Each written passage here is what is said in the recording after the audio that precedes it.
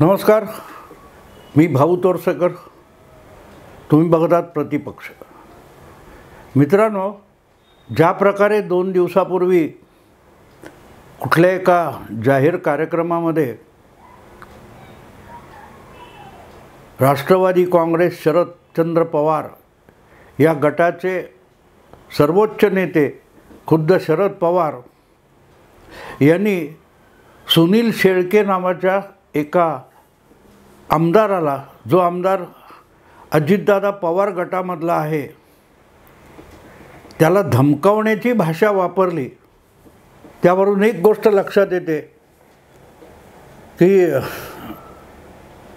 जे काय राजकारण आत्ता चालू आहे किंवा राजकारणामध्ये जी उलथापालथ चालू आहे, त्यामुळे खुद्द शरद पवार कमालीचे बिथरून गेलेत हे सगळ्यांनाच मान्य करायला लागेल. आणि म्हणून मला माझाच एक 5 वर्षापूर्वीचा ब्लॉगवरचा लेख आठवला. किंबहुना तो लेख आठवला म्हणजे त्या लेखामध्ये मी एक फोटो छापला होता. जेव्हा महायुती मोडून उद्धव ठाकरे हे मुख्यमंत्री होण्यासाठी काँग्रेस आणि राष्ट्रवादी या पक्षांच्या आहारी गेले होते आणि मुख्यमंत्रीपदाची लालूच दाखवून शरद पवारांनी 25 वर्ष चाललेली शिवसेना भाजप युती मोडली होती. त्यावेळेला शरद पवार आणि उद्धव ठाकरे हे बाजूबाजूला बसले असताना असा हात वगैरे दाखवून काहीतरी शरद पवार उद्धव ठाकरे यांच्याशी बोलतायत असा तो फोटो होता. तो मी माझ्या लेखात वापरला होता. आणि त्यात शरद पवार म्हणजे असे मी काल्पनिक संवाद लिहिला होता.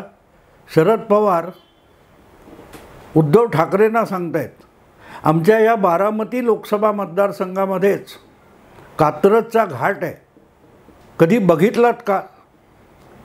अतिशय प्रेक्षणीय असं पर्यटन स्थळ आहे आणि ऐतिहासिक स्थानसुद्धा आहे, असं शरद पवार उद्धव ठाकरेंना सांगतात, असं मी गमतीने माझ्या लेखात म्हटलं होतं. आणि त्याचं कारण असं आहे की कात्रजचा घाट किंवा कात्रजचा घाट दाखवणे ही मराठी भाषेतली एक उक्ती होऊन गेलेली आहे. त्याला ऐतिहासिक संदर्भ आहे.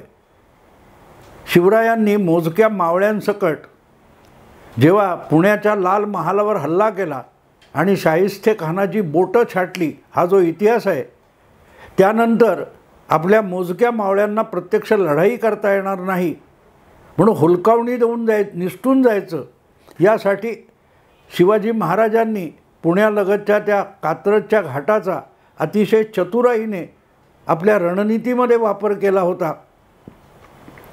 ज्यावेळेला हलकल्लोळ माजला आणि हल्ला करून मोजक्या मावळ्यांसकट शिवराय निसटून गेले आणि मावळ्यांची फौज खडबडून जागी झाली आणि जेव्हा त्या तात्कालीन अंधाऱ्या रात्री त्यांना कात्रजचा घाट दिसत होता आणि त्या कात्रजच्या घाटामध्ये हलणाऱ्या मशादी साताऱ्याच्या दिशेने जाताना दिसत होत्या, तेव्हा त्यांनी त्या मावळ्यांचा किंवा हल्लेखोरांचा पाठलाग करण्यासाठी कात्रजच्या दिशेने कूच केलं. आणि दुसरीकडे शिवाजी महाराज आणि त्यांचे मावळे सुरक्षित दिशेने निघून गेले होते. त्याला कात्रजचा घाट दाखवणे म्हणतात. आणि त्यामुळे ती मराठीत एक उक्ती झालेली आहे. योगायोग असा आजच्या काळातला की स्वतःला मराठ्यांचे सर्वात ज्येष्ठ आणि अनुभवी नेते म्हणणारे शरद पवार यांचा बालेकिल्ला मानला जाणाऱ्या बारामती ह्या लोकसभा मतदारसंघातच तो कात्रजचा घाट येतो. अर्थात बारामती या विधानसभा मतदारसंघामध्ये नाही, तर बारामती या आसपास पसरलेल्या दौंडपासून खडकवासला पुणे शहराचा जो भाग आहे, इथपर्यंत पसरलेल्या भूभागाला लोकसभेचा बारामती मतदारसंघ म्हणतात. आणि त्यातच कात्रजचा घाट येतो. अर्थात आता पूर्वीसारखा कात्रजचा घाट वाहतुकीसाठी तेवढा वापरला जात नाही, कारण जो नवा बॉम्बे बंगलोर हायवे झाला आहे त्याच्यात कात्रज बायपास करण्यात आलं आहे, बोगदा पाडण्यात आला आहे, त्यामुळे घाट लागतच नाही. असो, मुद्दा असा की आपल्या दीर्घकालीन राजकारणात बारामतीचे खासदार म्हणून, बारामतीचे आमदार म्हणून किंवा बारामतीचे म्हणून शरद पवारांनी डझनावारी लोकांना कात्रजचा घाट दाखवला आहे. आणि ते बारामती लोकसभा मतदारसंघातले अनेक आमदार असतील, तसेच खासदार किंवा इतर पक्षीय मुंबईतले, मुंबई बाहेरचे, मराठवाड्यातले, विदर्भातले अनेक राजकीय नेते आणि राजकीय पक्ष यांना आजपर्यंत शरद पवारांनी कात्रजचा घाट दाखवला आहे. पण स्वतः शरद पवारांना कोणी कधी कात्रजचा घाट दाखवला आहे का असा प्रश्न विचारला तर त्याचं नकारार्थी उत्तर मिळतं. कारण कात्रजचा घाट फक्त शरद पवार दाखवू शकतात असं समकालीन इतिहासकार किंवा गेल्या 50 वर्षातल्या पत्रकारितेचं एक अलिखित धोरण राहिलेलं आहे. आणि यावेळेला पहिल्यांदाच बारामती या पवारांच्या बालेकिल्ल्याला भाजपचे दिल्लीतले जे कोण म्हणाल तुम्ही चाणक्य किंवा बादशाह सुलतान आहेत त्यांनी वेढा दिलेला आहे. आणि त्यातून कसं निष्ठावं याचा अंदाजसुद्धा शरद पवारांना येत नाही आहे. आणि त्यांची दिवसेदिवस ते बिथरल्याचं लक्षण दिसते. मध्यंतरी मला आठवतं असे जे कात्रजचे घाट अनेकांना दाखवले, त्या बारामतीचा लोकसभा मतदारसंघ यावेळी निवडणुकीमध्ये प्रचंड वादग्रस्त झालेला आहे. सलग 3दा तिथून निवडून आलेल्या सुप्रियाताईसुद्धा कमालीच्या बावचळल्या आहेत. आणि आपल्यासमोर आपली भाऊजाई सुनेत्रा पवार उभ्या राहणार, अजितदादांची पत्नी उभी राहणार, म्हणून तिला खोचक शब्दात टोमणे मारणं सुप्रियाताईंनी सुरू केलं. लोकसभेत नवरा येणार नाही, लोकसभेत प्रतिनिधी असलेल्या बायकोलाच भाषण करावं लागतं.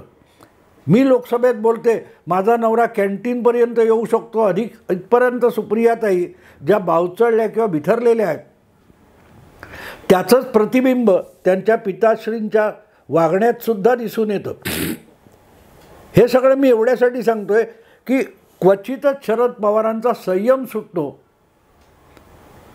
आणि त्या सुनील शेळके या आमदाराला धमकावणं जे आहे, शरद पवार म्हणतात मला तुझ्या अर्जावर कोणी सही केली होती, हे हा जो टोन आणि ही जी भाषा आहे ही काकांना शोभणारी नाही. आजपर्यंत ही भाषा पुतण्याला म्हणजे अजितदादांना शोभणारी होती. तुम्हाला आठवतं गेल्या लोकसभा निवडणुकीत ज्यावेळेला मावळ मतदारसंघामध्ये किंवा इतरत्र भाषण करताना शिवसेनेचे तत्कालीन राज्यमंत्री आणि आज एकनाथ शिंदेंच्या गटात असलेले विजय शिवतारे यांनी पवार परिवारावर जबरदस्त घणाघाती हल्ला केलेला होता. आणि त्यामुळे चिडलेले अजितदादा आपल्या भगिनीच्या विजयासाठी खरोखरच प्रचंड झटत होते.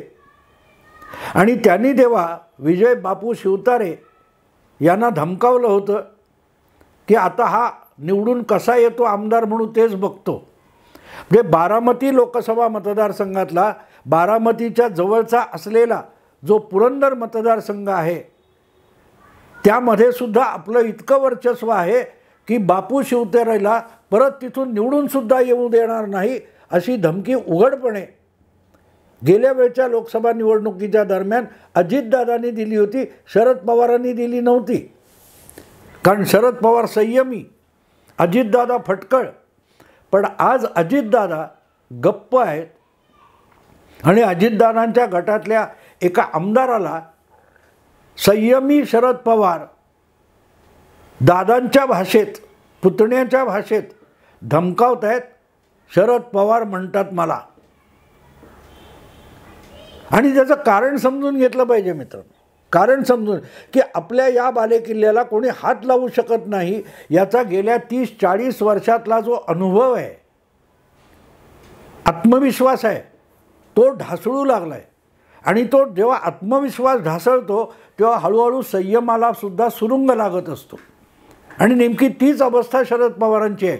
अन्यथा शरद पवारांच्या तोंडी पुतण्याची भाषा आली नसती. आणि दुसरीकडे एवढं सगळं बोलल्यानंतर देखील कालपर्यंत फटकळ मानला जाणारा काकांचा पुतण्या अजितदादा यांनी मात्र कमालीचा संयम दाखवला आहे. ज्या भाषेमध्ये शरद पवार बोललेत त्यांना तेवढ्याच फटकळ भाषेत उफराटं उत्तर देणं अजितदादांना शक्य होतं, पण अजितदादांनी दिलेलं नाही उत्तर. अजितदादांनी तसं उत्तर दिलेलं नाही हे लक्षात घेण्यासारखं आहे. आणि आपण इतकं करत असूनसुद्धा आपला पुतण्या उघडपणे अंगावर येत नाही, अदवा तदवा बोलत नाही, ही बहुधा शरद पवारांची सगळ्यात मोठी अडचण झाली आहे. अन्यथा त्यांनी अजितदादांच्या उफराट्या भाषेचा मोठा वापर केला असता. कारण आपल्याला कुठून कुठून वेढा दिला आहे आणि कुठून कुठून सुरुंग पेरलेले आहेत याचा अंदाज पण शरद पवारांना आला नव्हता. मित्रांनो, एक आकडा तुम्हाला सांगतो म्हणजे तुमच्या लक्षात येईल.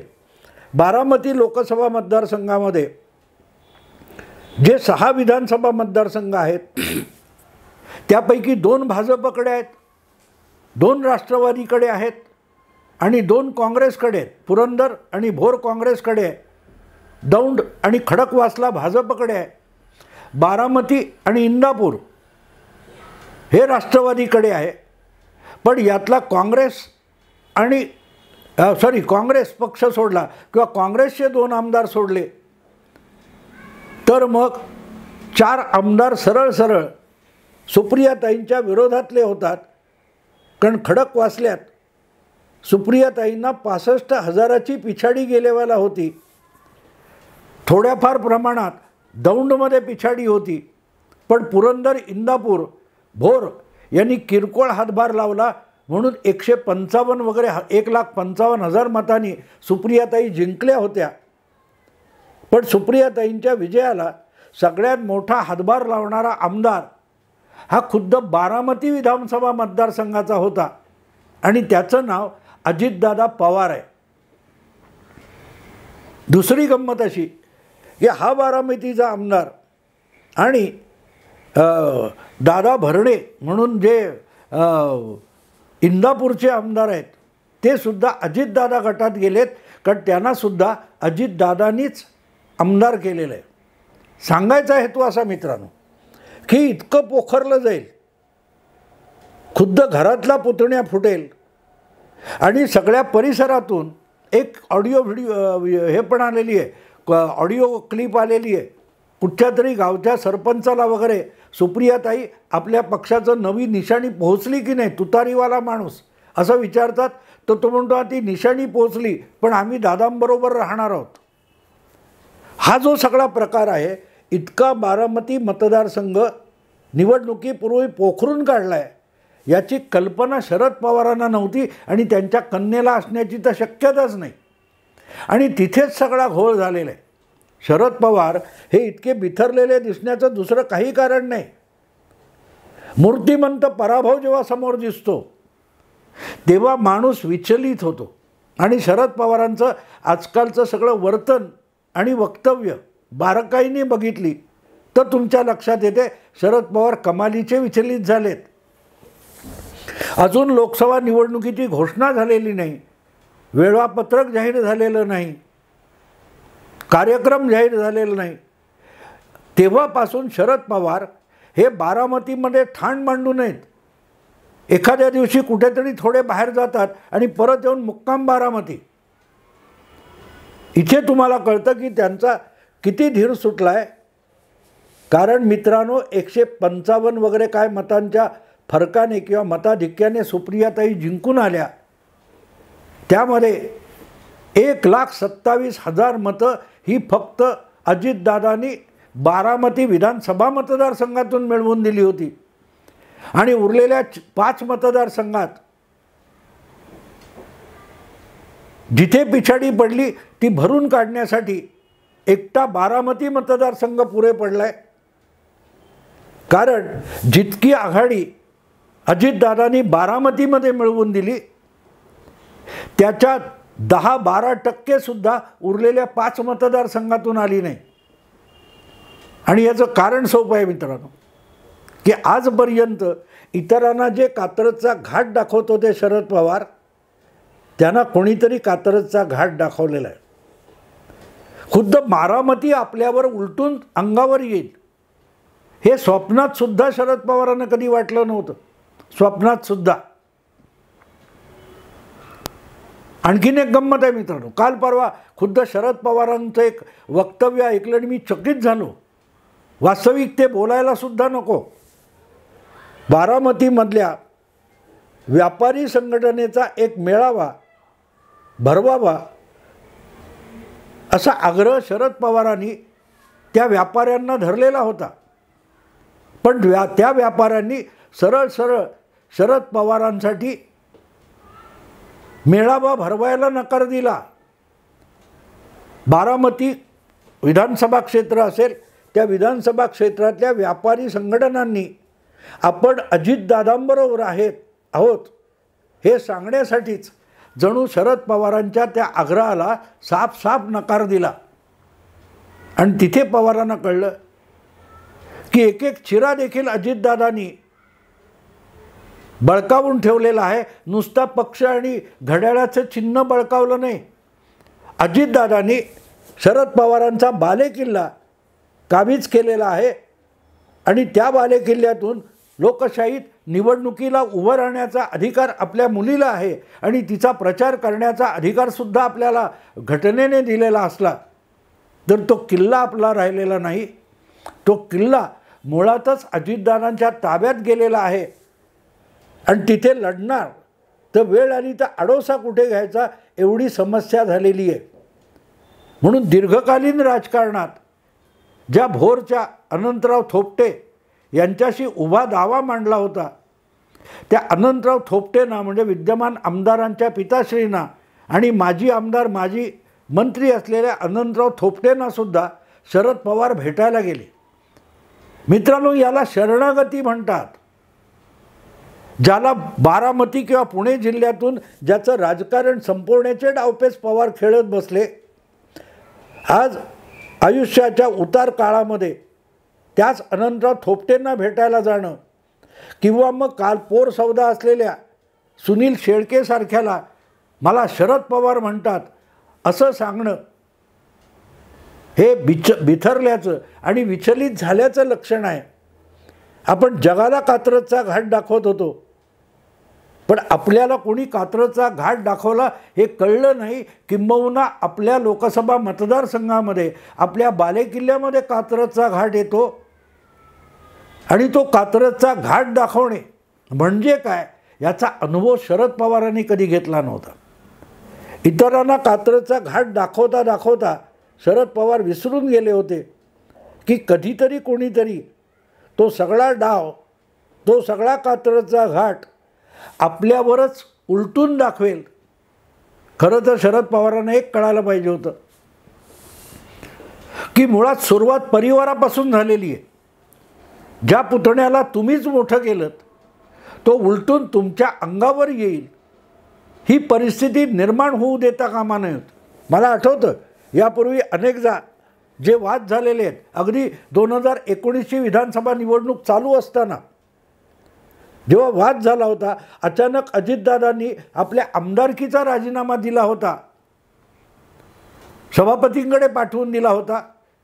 ज्याच्या आधी 3 दिवस पवारांनी मी ईडीच्या ऑफिसमध्ये जातो म्हणून नाटक रंगवलं होतं. त्या सगळ्या नाटकावरून बोळा फिरवणारा राजीनामा अजितदादांनी अचानक दिला होता आमदारकीचा. त्यानंतर ज्या चर्चा झाल्या त्यापैकी एक वेळा वक्तव्य शरद पवारांनी केलं होतं की आमच्या परिवारात भांडणं नसतात, वाद नसतात आणि परिवारातला सगळा वयस्क म्हणून माझं बोलणं सगळे ऐकतात, चर्चा होतात, वाद होतात, पण शेवटी मी निर्णय देतो, तो प्रत्येकजण मानतो. हे जे शरद पवारांनीच आपल्या परिवाराचं वैशिष्ट्य सांगितलं होतं, त्या वैशिष्ट्याला 2 जुलै 2023मध्ये तडा गेला. तिथे शरद पवारांना कळायला पाहिजे होतं की आपल्या घरात जर फूट पाडली असेल तर कोणीतरी पहिल्यांदाच बारामती मतदारसंघातला कात्रजचा घाट आपल्याला दाखवलेला आहे. जो घाट आपण इतरांना पर्यटनासाठी आणून दाखवत होतो तो कात्रजचा घाट कोणीतरी शिताफीने आपल्याला दाखवलेला आहे, हे पवारांच्या लक्षात यायला पाहिजे होतं, लक्षात यायला पाहिजे, पण नाही आलं.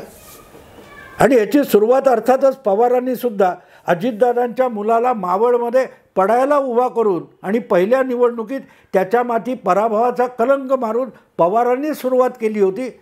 आपल्याच कुटुंबातल्या लोकांना जेव्हा तुम्ही कात्रजचा घाट दाखवता, तेव्हा तो कात्रजचा घाट त्याच बारामतीत राजकीय अस्तित्व निर्माण करणाऱ्या अजितदादांना कळणार नाही आणि ते तुम्हाला दाखवणार नाहीत अशी बिलकुल शक्यता नव्हती. भाजप किंवा अमित शहा यांना फक्त अजितदादांना सोबत घ्यायला पुरेसं होतं. ज्या वेळेला असा कोणतरी घरातला सोबत येतो तेव्हा बारामतीकरांना कात्रजचा घाट दाखवणं सहज शक्य होतं आणि तेच झालेलं आहे. म्हणून इतरांना कात्रजचा घाट दाखवत बसलेले शरद पवार, म्हणजे ही वर्णनंसुद्धा माझं व्यक्तिगत नाही आहे. गेल्या 40 वर्षामध्ये शरद पवार राजकारणातले किती बिलंदर खिलाडी आहेत आणि ते येणाऱ्या जाणाऱ्याला कुठच्याही राजकारण्याला कसा कात्रजचा घाट दाखवतात याची वर्णनं छापून आली आहेत. पण इतरांना कात्रजचा घाट दाखवताना स्वतः शरद पवार बारामतीतच कात्रजचा घाट आहे आणि कधीतरी तो आपल्याला बघायची वेळ येईल किंवा कधीतरी इतर कोणी आपल्याला दाखवेल हा विचारसुद्धा शरद पवारांच्या मनाला शिवला नाही. त्याचे परिणाम आता त्यांना भोगायला लागतात. म्हणून मी ते शीर्षक दिलं आहे, ही कात्रजचा घाट हा आपल्या लोकसभा मतदारसंघात आणि आपल्या राजकीय बालेकिल्ल्यातच आहे याचा बहुधा शरद पवारांना पहिल्यांदाच शोध लागले. मित्रांनो, आत्ता इथेच थांबतो. आवडलं लाईक करा, शेअर करा, सबस्क्राईब करा. नमस्कार.